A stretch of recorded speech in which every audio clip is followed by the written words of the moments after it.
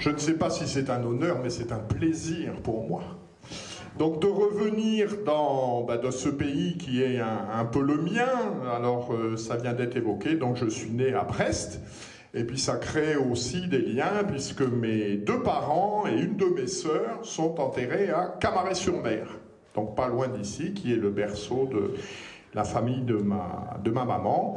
Et je crois aussi que leur vie, leurs témoignages sont bien dans notre sujet, puisque mon père Pierre, il est né et il est mort catholique et breton, avec la messe d'enterrement célébrée en l'église Saint-Germain à Rennes, avec la messe à laquelle vous êtes attachés. Et puis l'itinéraire de ma maman est plus compliqué, puisqu'elle est née luthérienne. Elle faisait partie, pour ceux qui connaissent un peu l'histoire de la région, après la guerre de 14, la famille Peugeot est venue s'installer en presqu'île de Crozon. Et en particulier, c'est eux qui ont lancé la station balnéaire de Morgat. Et ils sont venus avec, au sens étymologique du terme, des corélégionnaires, c'est-à-dire des gens qui étaient luthériens comme eux, et qui se sont occupés du développement touristique de la presqu'île. Et c'est dans ce cadre-là que mes grands-parents maternels sont venus s'installer à Camaret-sur-Mer, où ils dirigeaient, étaient propriétaires de ce qui était à l'époque l'hôtel moderne. Aujourd'hui, c'est la supérette qui est sur le port. Et j'ai toujours eu ce témoignage de ma mère, donc qui née luthérienne, s'est convertie pour épouser mon père, voilà, c'était la conception qu'il avait de l'œcuménisme, c'est-à-dire l'œcuménisme, c'est que les gens se convertissent pour devenir catholiques. Et ma mère a toujours témoigné, puisqu'elle a été rebaptisée sous condition, reconfirmée sous condition. Et quand sont arrivées les réformes conciliaires, elle disait à qui voulait l'entendre, mais je ne comprends pas pourquoi on m'a fait faire toutes ces simagrées pour revenir à la case départ. Pour l'église que je vois, c'est ce que je voyais quand j'allais au temple à Brest. Je ne comprends pas pourquoi on m'a fait faire tout ça pour revenir à la case départ. Premier point. Et deuxième point, je voudrais aussi rendre hommage aux prêtres qui, dans les années 70, ont maintenu la célébration de la messe romaine traditionnelle au Finistère.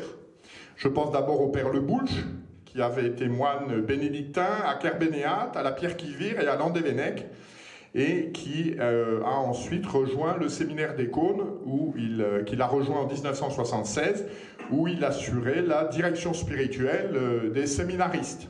Voilà.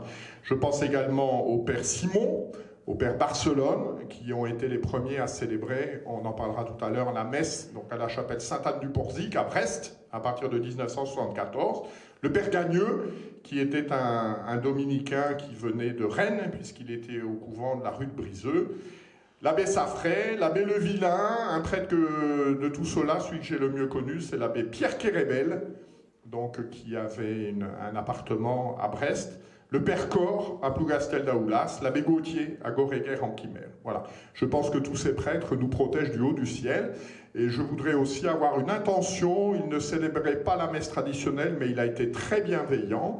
C'est l'abbé Claude Leprat, donc qui a été vicaire général du Léon, curé de Saint-Martin, et qui, à partir de 1984, à Brest, a autorisé la célébration de la messe traditionnelle dans une chapelle qui dépendait de la paroisse. Voilà, donc un peu le contexte religieux dans lequel nous nous positionnons.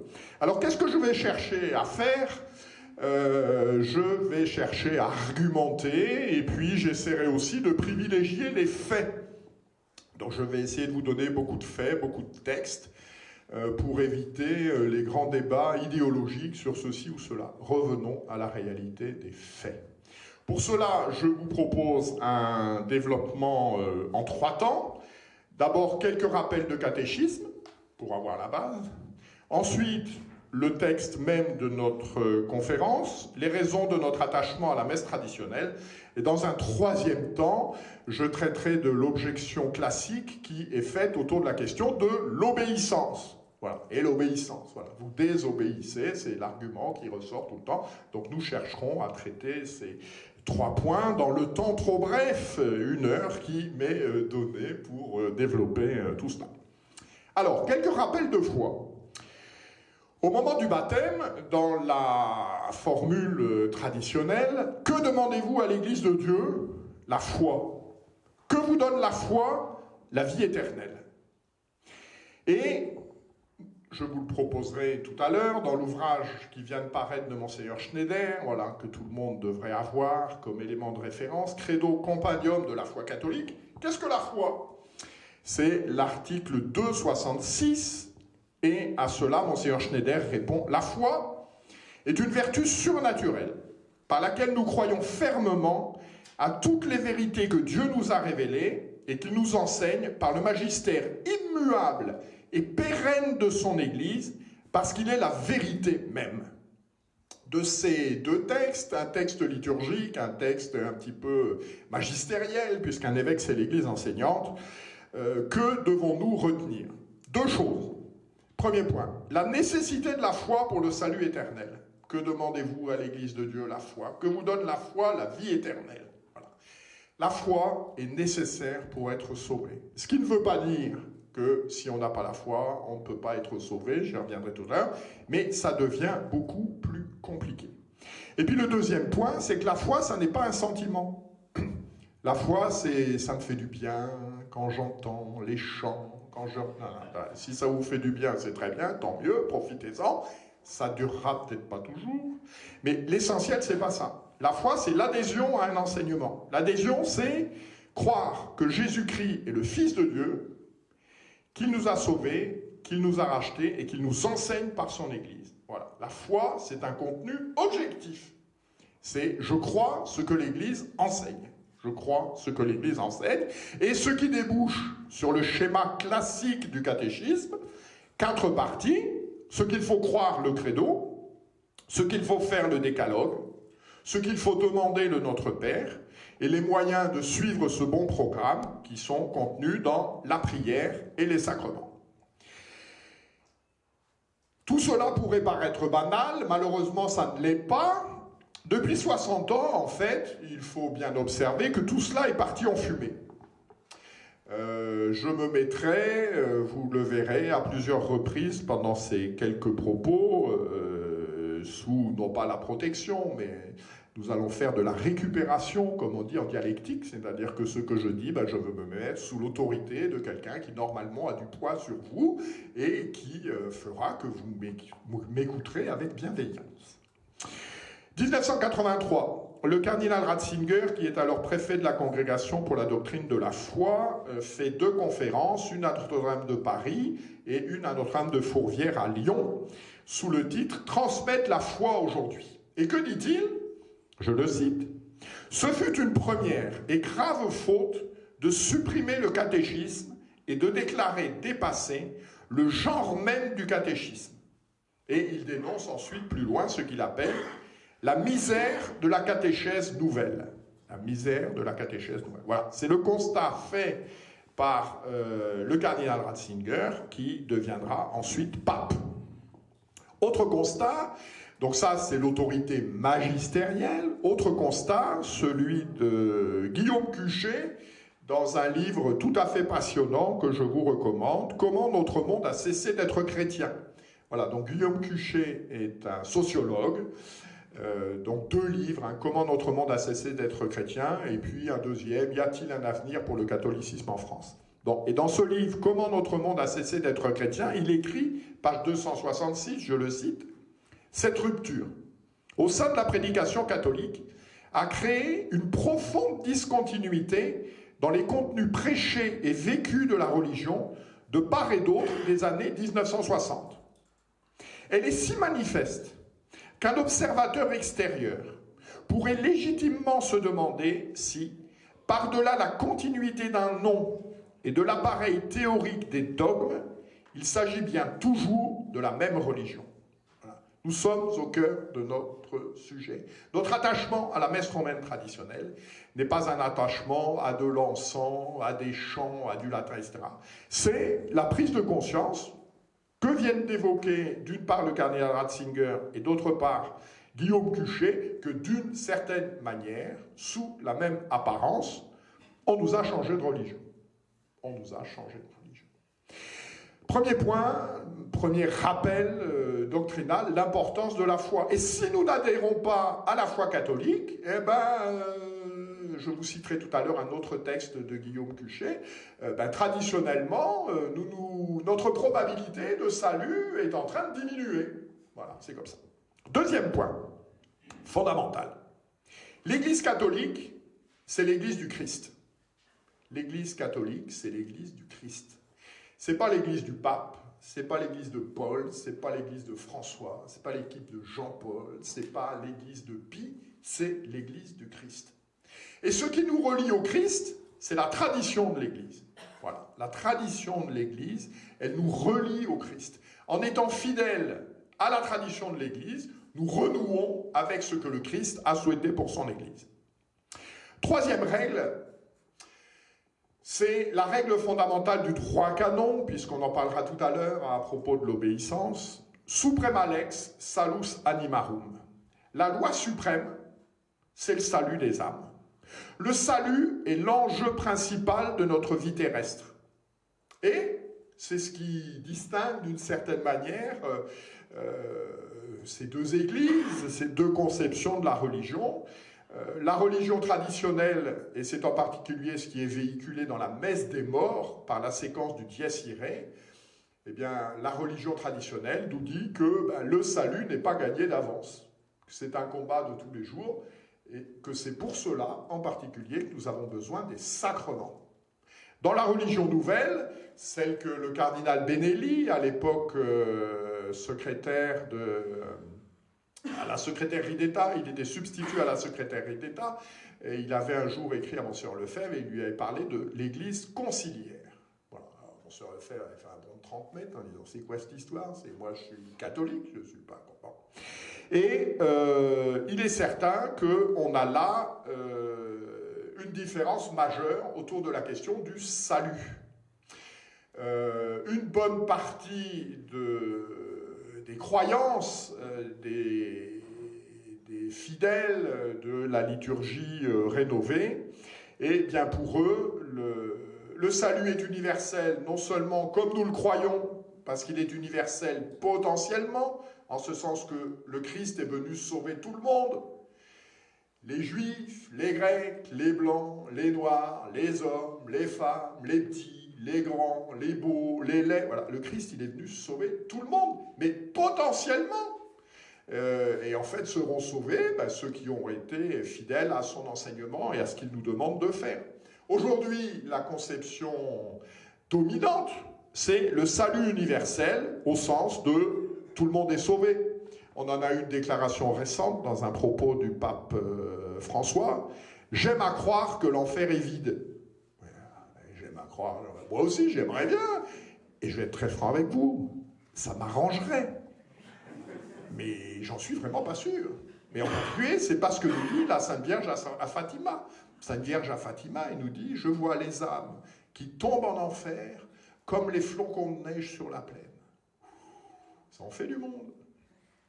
Et donc Guillaume Cuchet, dans un livre que je vous recommande, voilà, je vais vous recommander plein de livres, c'est le charme, mais ils ne seront pas tous disponibles.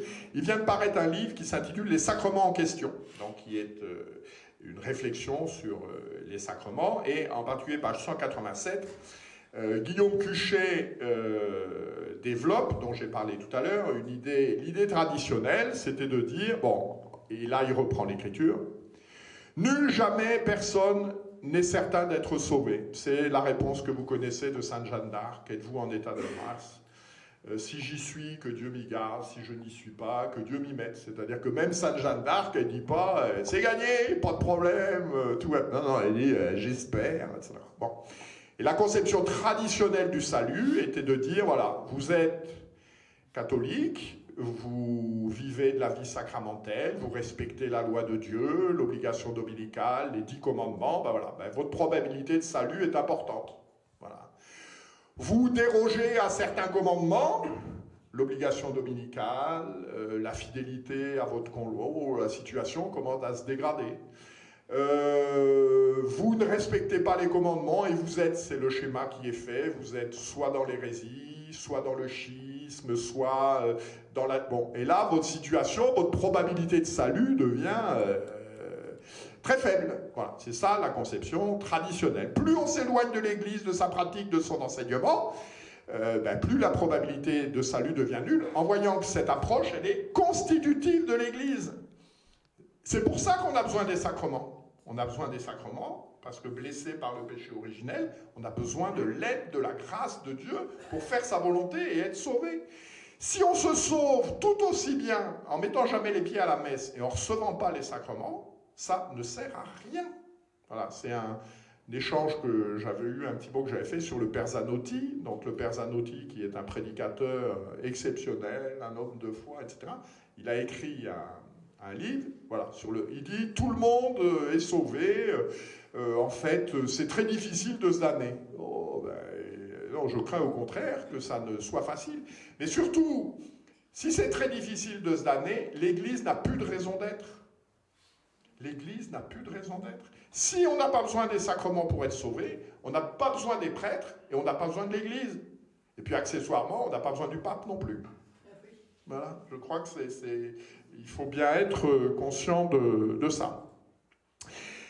Dans un livre que vous avez peut-être lu, d'un dénommé Yves Lambert, il a écrit, alors je vais citer des auteurs locaux, un livre qui s'intitule « Dieu change en Bretagne », où en fait il a étudié la vie à Limersel, donc au nord de Brest, et le tournant des années 60. Et là, il cite une paroissienne qui dit « Les curés ont goudronné la route du ciel ». Voilà. Avant, c'était difficile, c'était le chemin étroit, il fallait faire des efforts, etc. Les curés ont goudronné la route du ciel. Voilà. En disant, les gars, c'est facile. On donne toujours cet exemple, voilà, le curé disant le dimanche à la messe, bon voilà, mais la messe, ça doit nous faire plaisir, ça doit être le rassemblement, nous retrouver autour du Christ. Et je le dis très franchement, ceux qui viennent ici par obligation, c'est plus la peine de venir. Bon, et ben le dimanche suivant, il y a la moitié qui n'était pas venue. Et ça paraît cohérent, ça paraît logique. Et nous sommes au cœur de notre sujet. Vous avez vu un article de La Croix qui est paru il y a 3 jours sur la question de Quimper. Et là, il y a le témoignage d'un prêtre disant, à propos de ses confrères de la fraternité Saint-Pierre, « Nous n'avons pas la même vision sur tant de sujets. Le dialogue interreligieux, l'unité de l'Église, le rapport à la modernité, au pape. Nous n'avions pas envie de les faire intervenir dans nos paroisses. » Puisqu'en fait, le monseigneur Donien dit, voilà, ils ne sont pas intégrés à la vie des paroisses, etc. Et là, le brave curé, il dit, oui, ils ne sont pas intégrés, bien sûr, nous, on n'en veut pas. Parce qu'en fait, ce n'est pas notre vision des choses. Et je crois, le diable porte pierre, que c'est vrai. Il y a là un grand mystère d'avoir, en fait, dans la même église, sous la même autorité, des positions difficilement conciliables. Et qui ne sont pas que des questions pastorales, qui sont des questions de foi. Premier point. Deuxième point. Pourquoi être attaché à la messe traditionnelle? Là, je vous propose un développement en 3 parties. Première partie, un aspect doctrinal.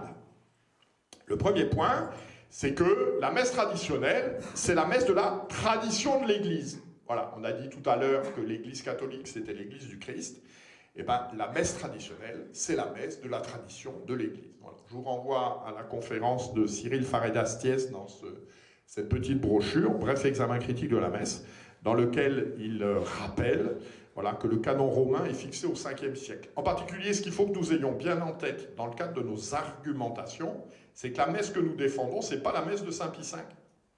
C'est la messe qui a été codifiée par Saint Pie V en 1571, etc.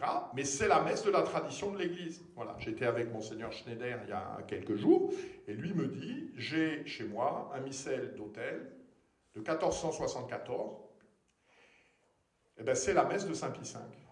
Mais c'est la messe de la tradition de l'Église. Voilà, qui nous relie au Christ. Ce n'est pas la messe de Saint Pie V. Premier point. Cette messe a sanctifié nos anciens. Voilà. Premier élément, c'est la messe de la tradition de l'Église. Deuxième élément, cette messe, elle a sanctifié nos anciens, des prêtres, des laïcs. Voilà. Ils sont devenus des saints. Il n'est pas anecdotique de noter à ce propos que quand Saint Pie V, dans la bulle Quo Primum en 1561, formalise la messe dite de Saint Pie V, il laisse la liberté aux rites qui ont plus de 200 ans d'âge de continuer à exister. C'est-à-dire ces rites qui avaient sanctifié des générations, etc. Il dit, ben ça, vous continuerez. Voilà, donc la messe que je formalise pour l'Église latine, c'est en fait la messe de la curie romaine. Mais s'il y a des rites qui peuvent justifier de plus de 200 ans d'existence, ils continuent. C'est le rite ambrosien à Grenade, c'est le rite dominicain, c'est le rite carthusien, c'est le rite milanais, c'est le rite mozarabe. Voilà. Ça, c'est l'esprit de l'Église. Voilà, c'est l'esprit de l'Église. Nous sommes dans la continuité de ce qu'ont fait nos anciens avec eux, et nous respectons, par piété filiale, ceux qu'ils nous ont transmis. Deuxième point. Troisième point, la messe romaine traditionnelle, plus que la réforme, certainement, manifeste le sens de Dieu, le sens de la transcendance de Dieu. La messe, dans sa définition, est une anticipation de la liturgie céleste. Ce que manifeste la messe romaine, par le silence, par la beauté des ornements, par une langue spéciale qui est le latin. Dans toutes les religions, il y a une langue spéciale pour s'adresser à Dieu. Dans l'islam, l'islam du Coran, l'islam littéraire, n'est pas l'islam utilisé en temps normal. Parce que pour s'adresser à Dieu, quand on a le sens de Dieu, il y a une langue particulière. C'est également sa beauté, c'est la séparation des fidèles, le prêtre qui offre le sacrifice, et puis on est tourné vers Dieu. Voilà, il y a dans la messe traditionnelle un sens de Dieu et de la transcendance que l'on ne retrouve pas dans la réforme liturgique. Et puis, le troisième point, bien sûr, c'est la sûreté doctrinale. Alors, je vais citer un auteur local que certains d'entre vous connaissent peut-être, qui est Yvon Tranvoise.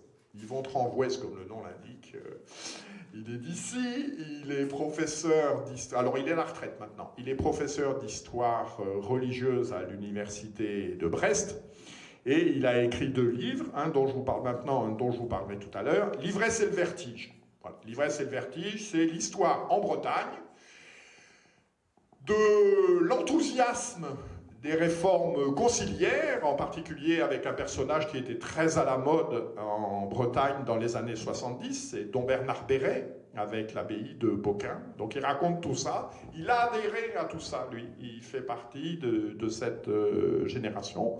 Il a adhéré à tout ça, et à un moment donné, dans son livre, à la page 194, il a cette phrase « L'Eucharistie de gauche est un partage fraternel quand celle de droite est un saint sacrifice. » Voilà. Donc il en fait une lecture très politique, mais qui correspond en grande partie à la réalité. Voilà. On a vraiment 2 conceptions de la messe, en particulier 2 conceptions de la messe qui ont été manifestées au moment du Covid, j'en parlerai tout à l'heure, quand il y a eu l'interdiction du culte, etc.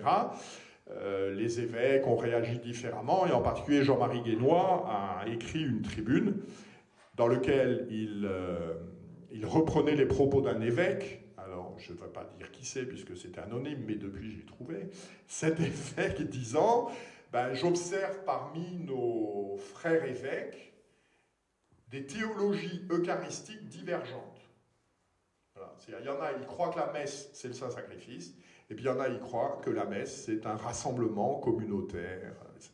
C'est une réalité. Ça ne sert à rien de se cacher derrière son petit doigt. Mais finalement, Dieu nous aime, on a tous la même foi et tout. Non, cher ami, je crains que non. Alors, bien sûr, l'élément clé, vous le connaissez. Si vous ne le connaissez pas, il faudra acquérir ce petit document.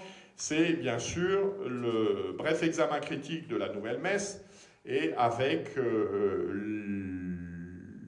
le jugement que portent sur la réforme liturgique en leur temps les cardinaux Ottaviani et Bacci, donc cardinal Ottaviani, préfet du Saint-Office, et ensuite dans les 2 rééditions que nous avons faites de ce document, d'abord le cardinal Stickler et ensuite le cardinal Burke.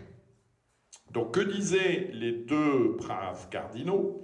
Si l'on considère les éléments nouveaux, susceptibles d'appréciation, fort diverses qui y paraissent sous-entendues ou impliquées, ce nouvel ordomicée s'éloigne de façon impressionnante, dans l'ensemble comme dans le détail, de la théologie catholique de la Sainte Messe, telle qu'elle a été formulée à la 22e session du Concile de Trente, lequel, en fixant définitivement les canons du rite, éleva une barrière infranchissable contre toute hérésie qui pourrait porter atteinte à l'intégrité du sacrifice. Voilà. Cardinal Ottaviani nous dit, tout ça procède d'une autre théologie.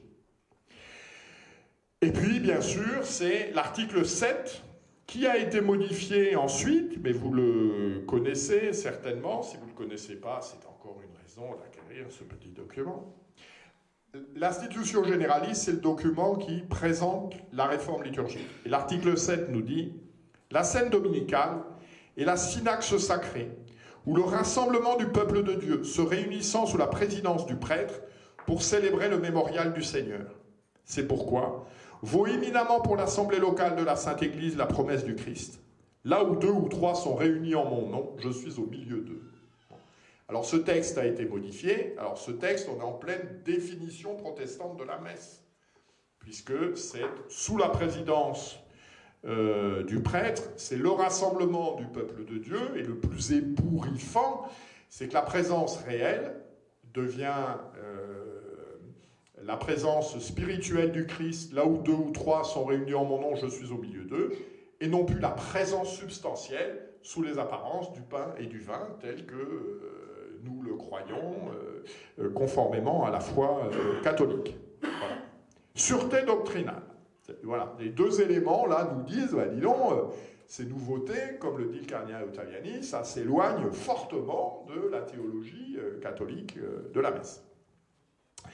Alors, la Constitution conciliaire sur la liturgie, Sacrosanctum Concilium du 4 décembre 1963, avait pour vocation, je cite, de faciliter la participation pleine, consciente et active des fidèles. C'est ça l'objectif. La réforme liturgique, c'est faciliter la participation pleine, consciente et active des fidèles. Concrètement, dans un pays comme la France, en l'espace de 60 ans, la pratique religieuse est passée de 25% de la population à moins de 2%. C'est un fait. Alors, avec des régions de pratiques catholiques quasiment unanimes jusqu'aux années 60. Voilà. Le Léon, le nord de la Vendée, ça c'est le dimanche, il y a tout le monde à la messe. Aujourd'hui, il y a tout le monde à la messe. Aujourd'hui, le Léon, il n'y a plus de prêtres. Ce sont des faits. Ce sont des faits. C'est également, à partir des années 60, j'ai connu ça quand j'étais petit, le petit missel à fleurs que les plus anciens ont connu, de la réforme liturgique, etc., dans lequel il était rappelé comme définition de la messe, il s'agit de faire mémoire de l'unique sacrifice déjà accompli. Voilà, donc le document officiel de l'Église de France, des évêques de France, sur la définition de la messe. Il s'agit de faire mémoire de l'unique sacrifice déjà accompli. Tout cela débouchant sur une désacralisation, un estompement du caractère sacrificiel. Et en particulier, avec cet élément majeur, il est bien repris dans le bref examen critique, c'est la disparition de l'offertoire. Voilà. Si on croit que la messe est un sacrifice de louange à la Sainte Trinité, c'est manifesté dans l'offertoire, par la prière Suscipe Sancta Trinitas, et Placeat tibi sancta trinitas. Aujourd'hui, l'offertoire réformé, c'est quand même hallucinant. Il n'est pas fait mention de la Sainte Trinité. Ce qui est normal, puisque c'est un repas de bénédiction juif. Voilà. On n'est plus dans un culte pleinement catholique. Et puis, dans le temps, ces changements théologiques, déclaration du cardinal Roche, le 19 mars 2023, donc le cardinal Roche, c'est un Anglais, c'est le préfet de la congrégation pour le culte divin, il déclare, benoîtement, si je puis dire, la théologie de la messe a changé. Sans douter. La théologie de la messe a changé. Auparavant, le prêtre séparé du peuple le représentait. Il était seul à célébrer la messe. Aujourd'hui, ce n'est pas seulement le prêtre qui célèbre, mais aussi tous les baptisés avec lui. Il s'agit là d'un changement radical. Nous sommes complètement d'accord. Il s'agit là d'un changement radical. Première partie. Deuxième partie, un petit peu doctrinale, c'est l'échec de tout ça. Yvon Tranvoise, dont j'ai parlé tout à l'heure, il vient de publier, il y a quelques semaines, un livre qui s'appelle « La puissance et l'effacement ». et dans lequel il met en scène l'effondrement du catholicisme breton. Aujourd'hui, si vous allez sur le site, ce que j'ai fait, du diocèse de Quimper-Léon, et vous regardez les profils des prêtres et tout, il y a 160 prêtres à peu près, donc ça reste un gros diocèse. La moitié étant constituée de prêtres âgés, voire très âgés. Je rappelle que la moyenne d'âge du clergé français est à 75 ans, qu'il meurt entre 6 et 800 prêtres par an, il en est ordonné moins de 100, voilà, ça ce sont des faits. Et puis, donc, des prêtres très âgés et un nombre important de prêtres africains. Bon, j'ai rien contre les prêtres africains, mais enfin, ça change un petit peu le cadre. Donc, aujourd'hui, j'ai demandé à un prêtre du diocèse de me confirmer ça. Les prêtres actifs dans le diocèse de Quimper-Léon, c'est 80 prêtres. Au moment du concile, le bruit courait dans les presbytères du diocèse, Quimper-Léon, donc c'est Monseigneur Fauvel qui est évêque de Quimper-Léon, que le diocèse de Quimper-Léon, c'était 1000 prêtres sur place et 1000 prêtres du diocèse à l'extérieur. Donc près de Fidei Donum ou dans d'autres... Voilà. C'est 2000 prêtres, aujourd'hui on est à 80.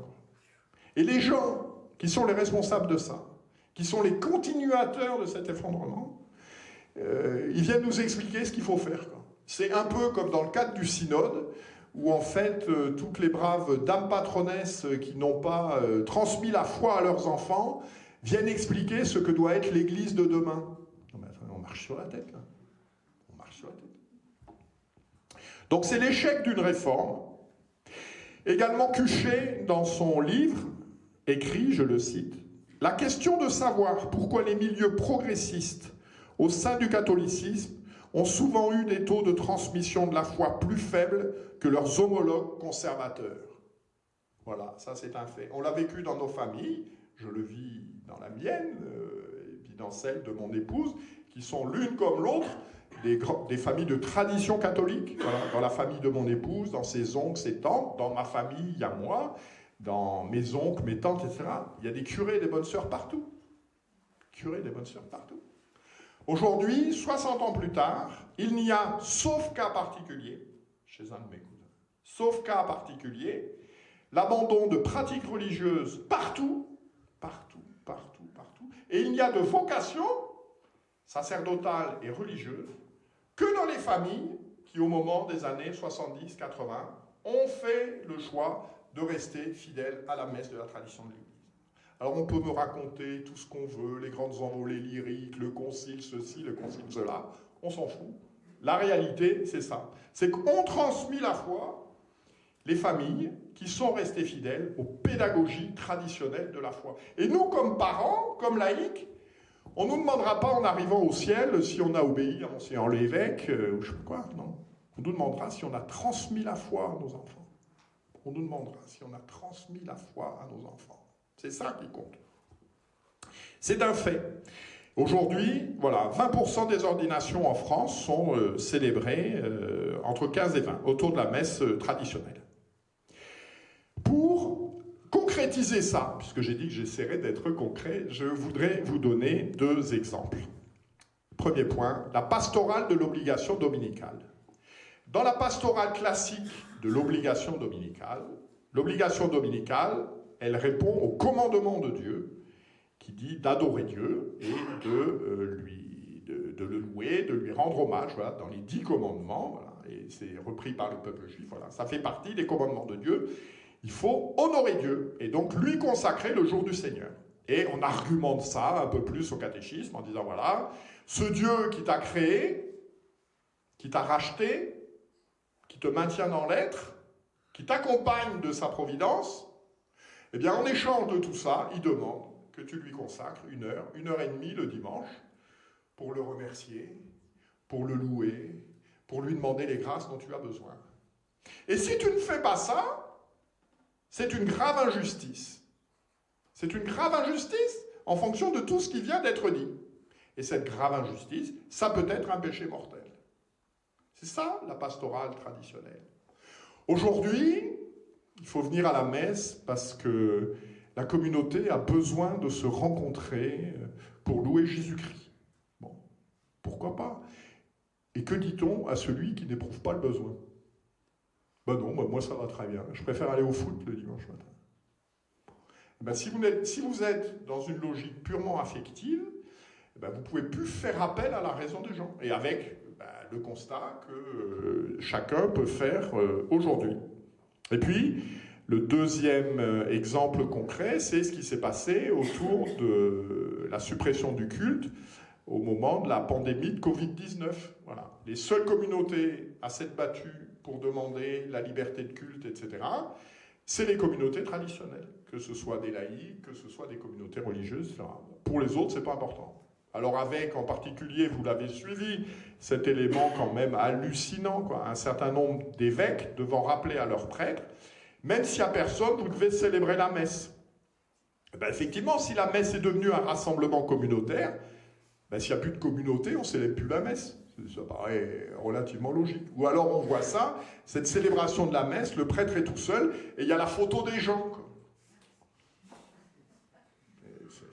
C'est autre chose, comme dirait l'autre, c'est autre chose. C'est la photo des gens. Bon, bref. Deuxième point, l'échec d'une réforme. Voilà. Alors, certains nous disent, oui, mais s'il n'y avait pas eu ça, ça aurait été pire. Alors, je peux vous dire, j'ai une expérience de vie en entreprise. Le directeur général qui vous dit, si j'avais pas fait ça, ça aurait été pire. Le conseil d'administration, il le vire dans l'heure, quoi. Vous racontez n'importe quoi, mon Dieu. On vous demande de prendre les bonnes décisions. Troisième point, le succès d'une résistance. Alors, le succès d'une résistance, ce sont ceux qui ont cru, là je pense à ce texte de Benoît XVI dans la lettre accompagnant le Motriprio Summorum Pontificum, ce qui était sacré pour les générations précédentes reste grand et sacré pour nous. Voilà. Ce qui était sacré pour les générations précédentes reste grand et sacré pour nous. Pour cela, je vais être concret et vous parler de la situation du Finistère. Voilà.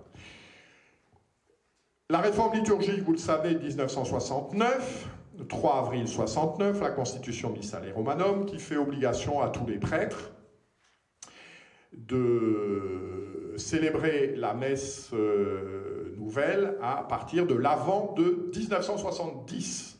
Voilà, à partir de l'Avent de 1970, la réforme liturgique doit être adoptée. Bien.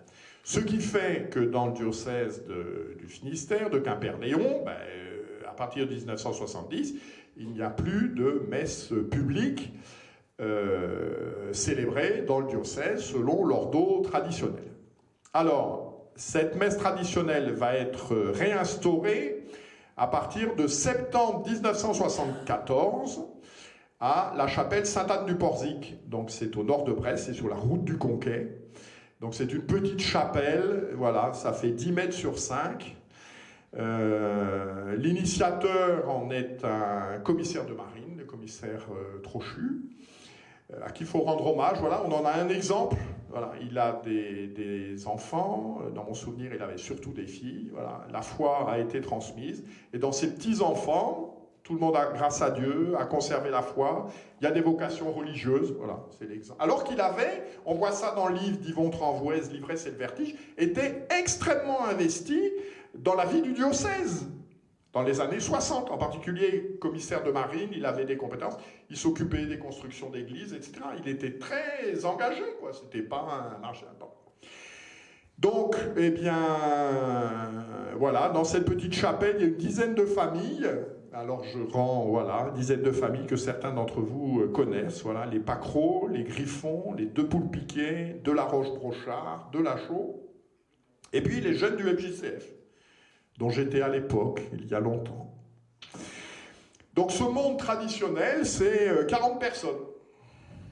Aujourd'hui, le monde traditionnel dans le Finistère, j'entends par monde traditionnel la communauté diocésaine à Saint-Michel, où se célèbre la messe avec l'abbé de Servigny à Brest, les communautés desservies par la fraternité Saint-Pierre, donc ici et à Morlaix, et puis les communautés, les lieux de culte desservis par la fraternité Saint-Pédis.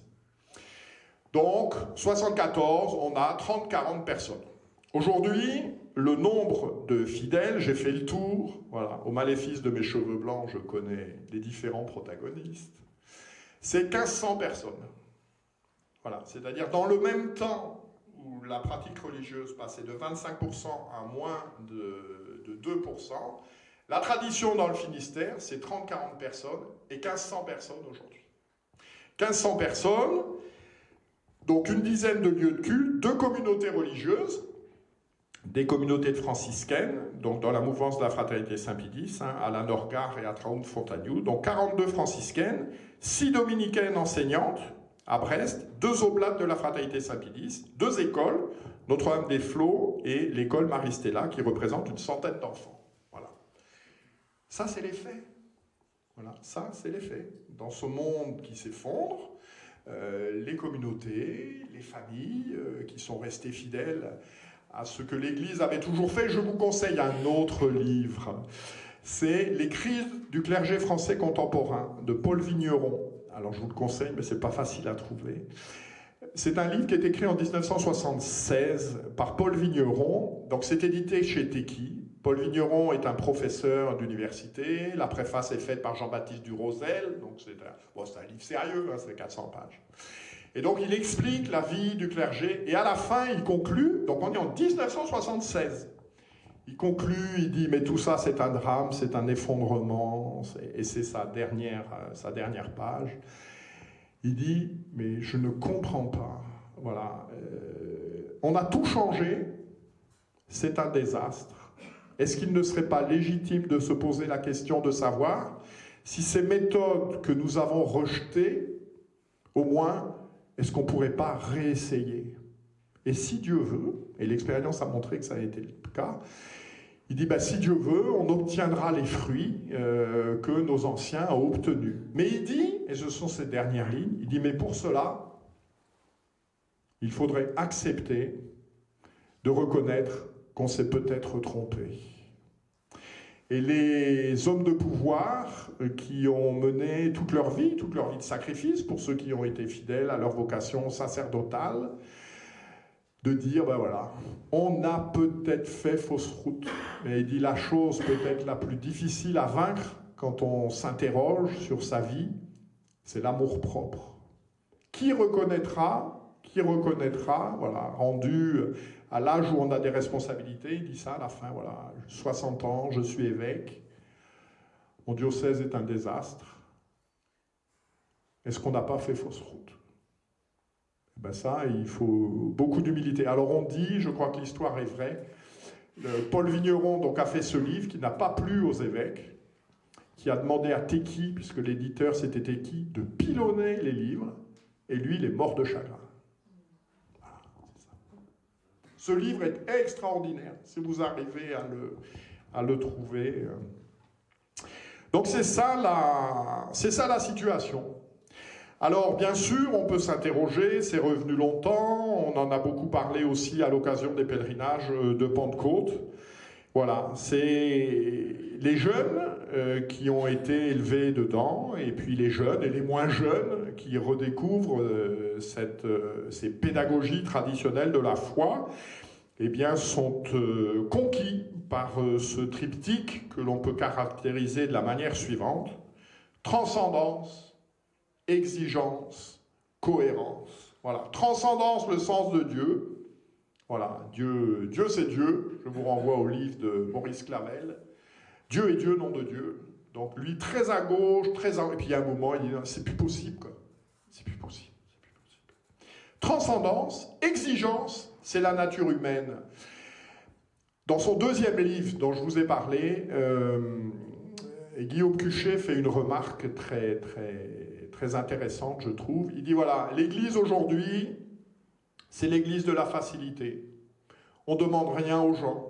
On a tout rendu facile. Oh, le dimanche, si vous ne voulez pas lever le dimanche, allez à la messe le samedi soir, vous verrez, c'est bien plus pratique, etc. Donc, c'est une Église dans laquelle il n'y a plus d'exigence. Et il dit, j'ai trouvé ça astucieux, il dit, mais cette exigence, elle est au fond du cœur de l'homme. Vous connaissez le dicton qui dit « les choses valent ce qu'elles coûtent ». Les choses valent ce qu'elles coûtent. Ce qui ne nous coûte rien ne vaut rien. Si notre salut ne nous coûte rien, il ne vaut rien. Et donc, Guillaume Cuchet dit dans son livre, il dit, ben voilà, ce besoin d'exigence, autrefois, eh bien, il était assuré par l'Église. L'Église qui imposait des dévotions, qui au moment du carême demandait des sacrifices. Alors c'est pareil, dans la liturgie conciliaire, l'abstinence du vendredi, bah, ça a été réduit au carême, et puis en fait ce qu'on demande c'est de faire un geste de sacrifice, enfin de faire un effort, enfin tout ça, des trucs complètement psy. Et Guillaume Cuchet dit, voilà, ce besoin d'exigence, d'ascèse, l'Église ne le propose plus. Mais comme ça fait partie de la nature humaine, et ben les gens ont trouvé autre chose. Et lui, l'explication qu'il donne, il dit tous les gars qui se font mal et tout, en faisant du vélo ou en courant le dimanche matin, et ben il dit c'est ça. C'est la laïcisation du besoin d'effort, d'ascèse, de dépassement, qui est au fond de la nature humaine. Il dit ben, l'Église ne le propose plus, ben, les gens ils font du vélo, et puis il y en a des fois, on les voit passer, c'est vrai qu'ils morflent. Hein. Voilà. Il y a laïcisation de ce besoin de la nature humaine. On a prêché la facilité, et ben, ça ne répond pas aux aspirations des gens. Et puis, troisième point, cohérence. Cohérence, c'est voilà, mener toute sa vie sous le regard de Dieu, voilà, avec les exigences de Dieu, dans sa vie liturgique, dans sa vie sacramentelle, dans sa vie familiale, dans sa vie conjugale, dans sa vie professionnelle. Voilà, Dieu englobe toute notre vie.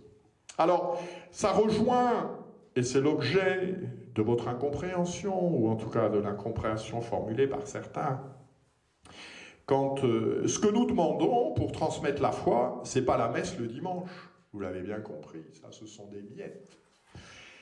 C'est Monseigneur Brouet, quand il était évêque auxiliaire de Nanterre, a eu cette expression à propos de la messe traditionnelle. Il a dit la messe et tout ce qui va avec. La messe et tout ce qui va avec. Les confessions, une anecdote. Dans une paroisse où se célèbre la messe traditionnelle en région parisienne, le prêtre pendant l'été part en vacances et là vient un prêtre de province qui est vicaire dans une cathédrale en province. Et ce vicaire, ce prêtre, porte le témoignage. Je confesse plus de gens en une semaine de vacances, de remplacement, avec des gens que je ne connais pas, dans cette paroisse des Yvelines, que pendant toute l'année, dans la cathédrale qui est la mienne. C'est un fait. Donc, ce qui va avec, ce sont les confessions, c'est le catéchisme. C'est le catéchisme, voilà, les coloriages, les papiers crépons et compagnie. Ça ne transmet pas la foi. Et d'ailleurs, tout le monde l'observe. J'attire votre attention sur le fait qu'on pourra vous répondre. Ah oui, mais bon, c'est vrai, il y a eu une crise du catéchisme, mais maintenant, avec le catéchisme de l'Église catholique, avec le compendium de l'Église catholique, c'est pas pareil. Mais non, cher ami, parce que le catéchisme de l'Église catholique, c'est pas un catéchisme pour enfants. C'est un document de référence sur lequel on pourrait faire des réserves. Monseigneur Schneider en fait, il en parle dans son livre. Mais c'est un document de référence, c'est un document qu'on consulte. C'est ce qui différencie, par exemple, le catéchisme du Concile de Trente du catéchisme de Saint-Pie X. Le catéchisme du Concile de Trente, c'est un élément de référence qu'il faut avoir, qu'il faut lire, etc. Mais pour transmettre la foi pour les enfants, c'est le catéchisme de Saint-Pie X, sous forme de questions-réponses. Le catéchisme de l'Église catholique, il est parfait pour ça. Aujourd'hui, nous vivons dans une église, en tout cas pour l'Église de France, où il n'y a pas de catéchisme pour enfants qui transmettent la foi. Voilà, Pierre Vivante et compagnie ne transmet pas la foi. Ce sont les dévotions traditionnelles, le chapelet, les saluts du Saint-Sacrement, les rogations, le premier vendredi du mois. Ce sont le scoutisme, ce sont les écoles. Et puis également, je vais vous livrer une anecdote, c'est la prédication qui va autour de ça. Voilà, la prédication, voilà, nous attendons des prêtres qu'ils nous transmettent la foi et qu'ils nous parlent de Dieu, en ce mois de juin, qu'ils nous parlent du Sacré-Cœur, et non pas, comme la dernière déclaration des évêques de France, qu'ils nous parlent des élections européennes ou du tri sélectif. Je veux dire, on s'en fout. On n'a pas besoin de ça pour eux. Ou des causes du réchauffement de la planète. Voilà, l'encyclique du pape, sur les causes du réchauffement de la planète, il n'est pas dans son domaine de compétence. Il n'est pas dans son domaine de compétence. Donc il y a la question de cette prédication. La semaine dernière, dimanche dernier, j'étais en vadrouille, donc je n'étais pas dans ma paroisse classique en région parisienne, et là le curé avait demandé à venir prêcher. Et il a engueulé les gens, en disant « vous n'obéissez pas au pape », etc. Bon, à la fin, évidemment, il s'est fait sauter dessus par un certain nombre des fidèles. Si la messe le dimanche, c'est pour entendre prêcher sur les bienfaits de tout ce que nous venons de dénoncer, ça ne sert à rien. Ça ne sert à rien. C'est un tout, c'est un ensemble. La messe n'est pas un hochet. La messe n'est pas un hochet. Voilà, me semble-t-il, des raisons concrètes de rester fidèle aux pédagogies traditionnelles de la foi. Et j'aimerais insister, et ça fera la transition sur ma partie sur l'obéissance, on est à peu près dans les temps, que rester fidèle à cette pédagogie et rester fidèle à la foi, c'est pas une aumône, c'est un droit. Ça n'est pas une aumône, c'est un droit. Je vous renvoie à la remarque de Saint Jérôme. Saint Jérôme, donc c'est au moment de la crise arienne, il dit, parce que l'argument aussi, mais tout le monde fait comme ça. Et le monde se réveilla tout étonné d'être à rien. Et le monde se réveilla tout étonné d'être à rien. Au moment de la crise arienne, sur les milliers, oui je pense, parce qu'il y a toute l'Afrique du Nord, etc., les milliers d'évêques de l'Église, il y a 3-4 qui ont la foi catholique. Il y a Saint-Hilaire de Poitiers, il y a Saint-Anase d'Alexandrie, voilà. Ils sont 3 ou 4. Tous les autres, peu ou prou, ont fait des concessions à l'hérésie, dont le pape. Voilà. Donc on est tout seul, c'est pas grave. C'est pas ça qui compte. Non, on n'est pas tout seul.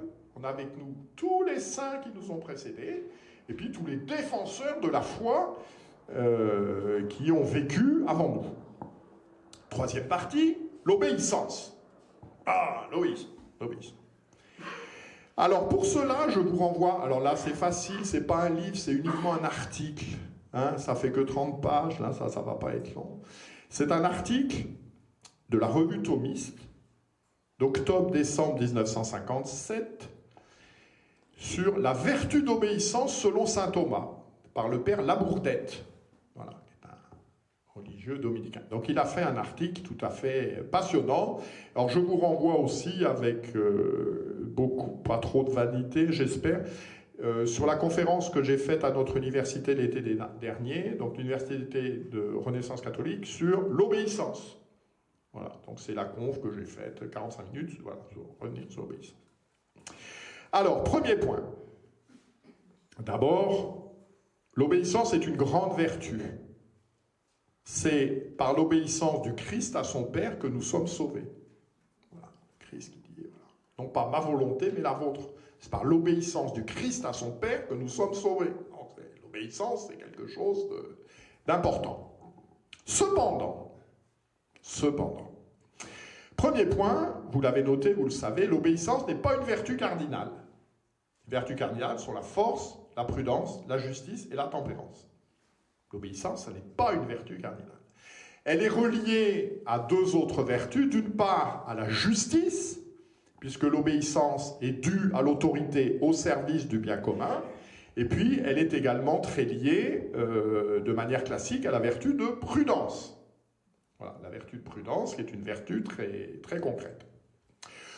Autre idée qu'il faut avoir bien en tête, l'obéissance est une vertu d'homme libre. Ça n'est pas un dressage.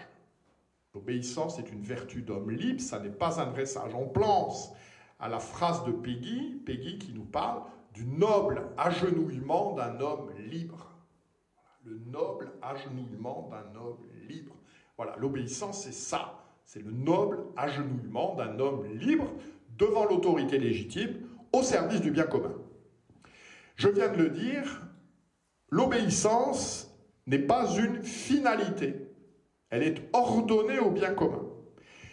Elle est légitime dans la mesure où l'autorité qui demande l'obéissance le demande au service de sa fidélité.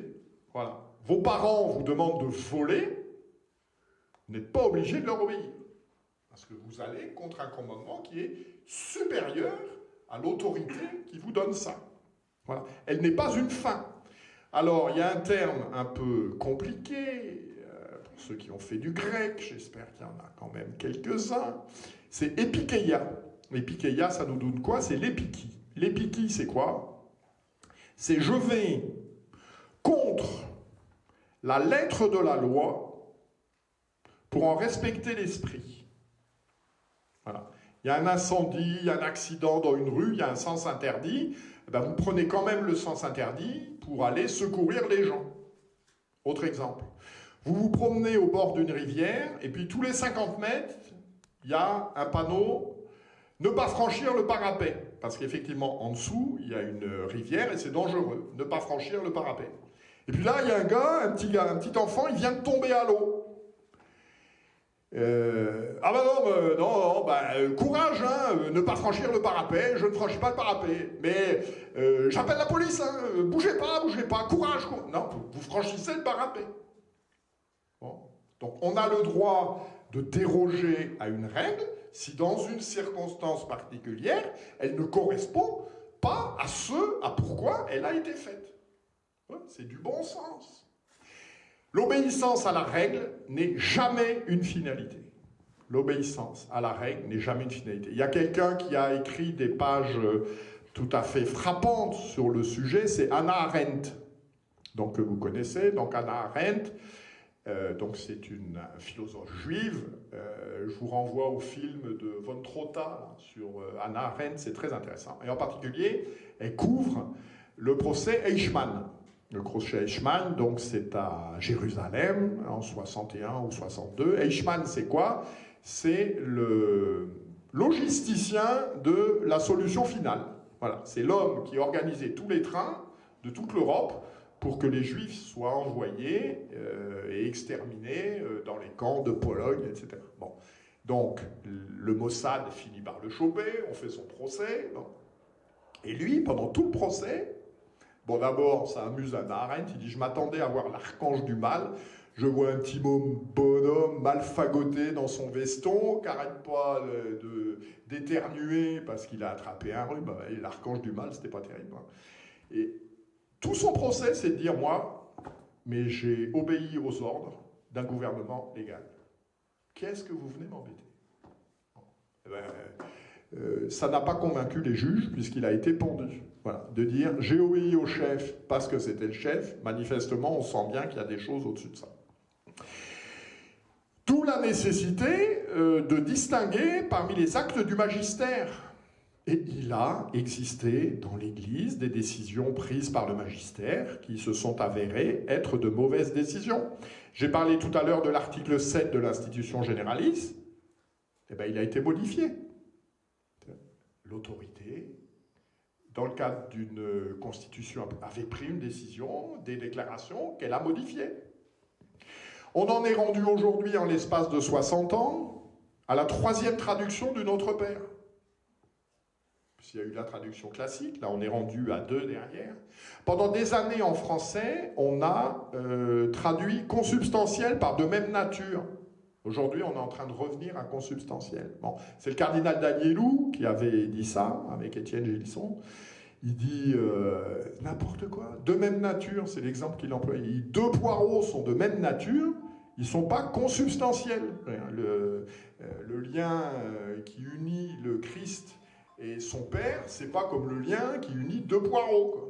Bon, donc on a bien dans l'histoire récente de l'Église des décisions magistérielles qui se sont avérées être des décisions négatives. Seule une autorité supérieure peut nous enjoindre de ne pas obéir à une autorité subalterne. Voilà, seule une autorité supérieure peut nous enjoindre de ne pas obéir à une autorité subalterne. Concrètement, la suppression de la messe traditionnelle est une volonté des papes, hormis Benoît XVI, depuis 1970. En particulier, ça avait été manifesté par le consistoire de Paul VI en 1976, dans lequel il déclarait « L'adoption du nouvel ordre domicile n'est certainement pas laissée à la libre décision des prêtres et des fidèles. » Voilà, c'est le propos du pape, c'était bien clair, etc. Et puis, il y a eu, donc là, on est en la réforme 70, on est en 76, et puis petit à petit, il y a eu un processus de libération. 1984, Quatuor Abincanos, Ecclesia Dei 1988, Summorum Pontificum, la libération de la messe par ce motu proprio en juillet 2007 par le pape Benoît XVI. Et puis là, hop, retour à la case départ avec Traditionis Custodes le 16 juillet 2021. Bien. Avec, donc on est sur la même logique que celle qui était celle de Paul VI, qui revient à vouloir couper l'Église de sa tradition. Et là, le père Labourdette le dit bien, nous sommes dans un abus de pouvoir. Voilà, le pape n'a pas le pouvoir de couper l'Église de sa tradition. Le pape ne peut pas interdire des rites immémoriaux. Que le pape crée un autre rite, bon, à la limite... Et d'ailleurs, le bon exemple qu'on en a, c'est Saint Pie V. Saint Pie V, les rites qui avaient plus de 200 ans, il les a conservés. Donc nous sommes dans un abus de pouvoir. Voilà, abus de pouvoir. Également, autre réflexion qu'il faut faire, c'est que notre résistance n'est pas une révolte. Voilà, notre résistance n'est pas une révolte. Nous reconnaissons les autorités légitimes du pape, des évêques, etc. Mais là, comme on dit, non possumus, voilà, cher ami, si mes parents me demandent d'aller piller le champ du voisin, je dis, vous restez mon père et ma mère, mais je n'obéirai pas. Voilà, parce que vous demandez quelque chose qui n'est pas en conformité avec une loi à laquelle vous devriez être sommé. Voilà, gentiment, sereinement, fermement. Et je voudrais enfin, avant de conclure, rassurez-vous, attirer votre attention sur le discours épiscopal qui a changé. Il y a également eu des échanges autour de ce sujet avec Monseigneur Aupetit. Traditionnellement, l'évêque est gardien de la foi. Traditionnellement, l'évêque est gardien de la foi. Il a la responsabilité. Et d'ailleurs, c'est ce que l'on voit dans les cérémonies, et là, Monseigneur Schneider en parle, dans les cérémonies d'intronisation d'un nouvel évêque. Voilà, il prend l'engagement de transmettre la foi, de maintenir la foi. Et aujourd'hui, quand vous écoutez les évêques, c'est pas ça qu'ils vous disent. Ils disent qu'ils sont garants de l'unité.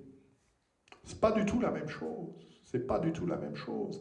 Parce qu'autour de ce fait d'être garant de l'unité, il y a deux éléments. D'abord, les éléments constitutifs de l'unité peuvent varier dans le temps. L'unité, elle se fait autour d'un sujet à un instant donné. Ça ne veut pas dire qu'on est garant de quelque chose de pérenne. Et puis, je crois, l'unité, là aussi, n'est pas une finalité.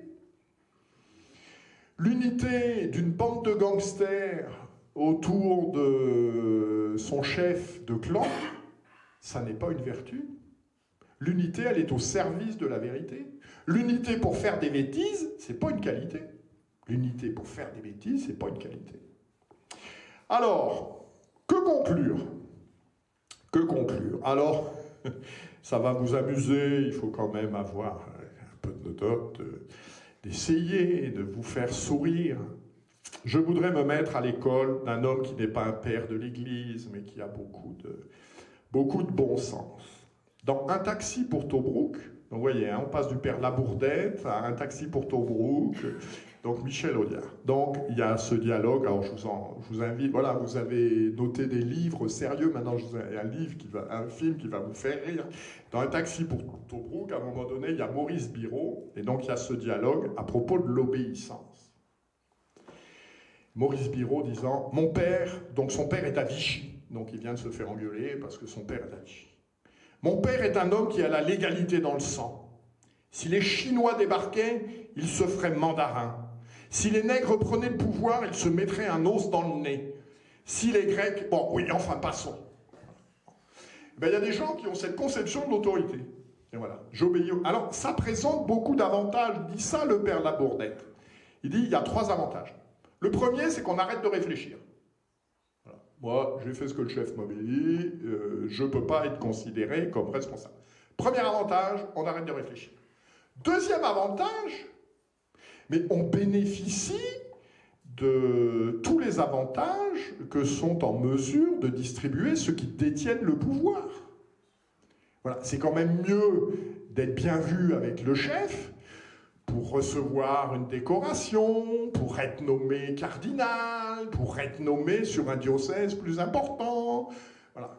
Deuxième avantage, je bénéficie des avantages de la proximité du pouvoir. Et puis troisième avantage, je ne me rappelle plus.